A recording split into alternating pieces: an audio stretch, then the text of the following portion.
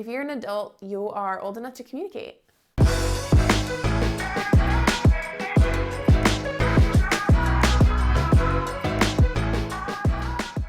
Hey guys, welcome back to Love Lauren. Today we're going to be talking about ghosting, and ghosting in the sense of ghosting your wedding vendors or people that you've inquired to do a service at your wedding. So this happens to me all the time, and I think it's preventable because I'm just going to put this statement out there and I will repeat it at the end. But if you're old enough to get married, you're old enough to communicate with your wedding vendors. Plain and simple. Okay, so let's throw a scenario out there. Okay, so let's say you're a bride, you're a groom, and you're planning your wedding, and you're reaching out to all these people, caterers, maybe a bakery for a cake or cupcakes, a florist, photographer, videographer, venues, all these things, right? Let's say you reach out to a photographer.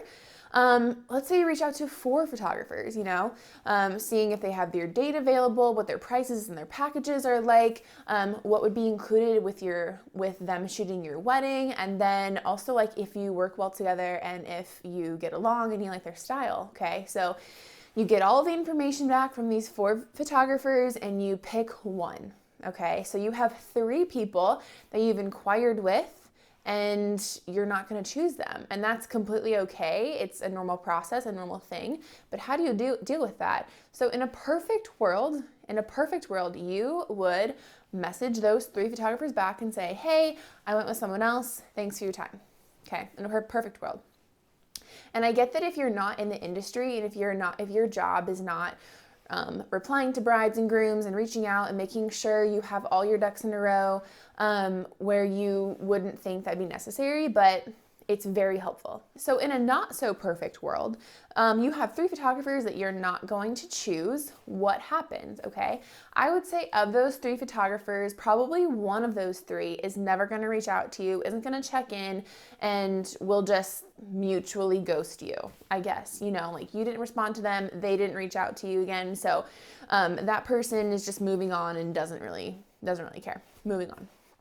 I would say the other 2 are going to reach back out to you and say, hey, do you have questions? I haven't heard from you. What are you thinking?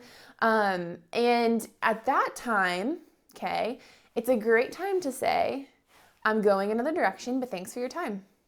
Isn't that easy? It's so easy. It's so easy to just communicate and say, hey, I'm going a different way. I appreciate your time. It's so simple, okay? Does this hurt me a little bit? Yeah, it does. Especially when people are like, your prices are too high, you're too expensive, or can you go lower? Things like that. Not ideal, okay? But I'd rather hear from you that you aren't choosing me than me just like waiting to hear back. Because here's the thing, that photographer is probably getting other inquiries for your wedding date, and you inquired first. And I think most photographers run on a first come, first serve basis. So whoever pays you that deposit first gets your spot. But I've had a few brides that I've had to like reach out to constantly. And before I receive any kind of payment from them, and they end up booking me, but it's like, I don't know, not on their radar, or there's too many things going on, which I understand too. But I want to make sure that if you want me to do your wedding, I also want to be there. And if you inquired with me first, I'm going to reach out and make sure that we're on the same page before I tell another couple no, or before I tell another couple, yes, I have that date available. Okay, so I've had it a few times, actually not even a few, like multiple times, where someone reaches out, I send them all my information, I don't hear back. I send an email, hey, do you have questions? What's going on? Do you have questions? I can see they've opened my email and they have not responded. So I send another one after a few weeks. Hey, reaching out, do you have questions? At that point, if your photographer especially reaches out to you and is like, hey, can I answer questions for you?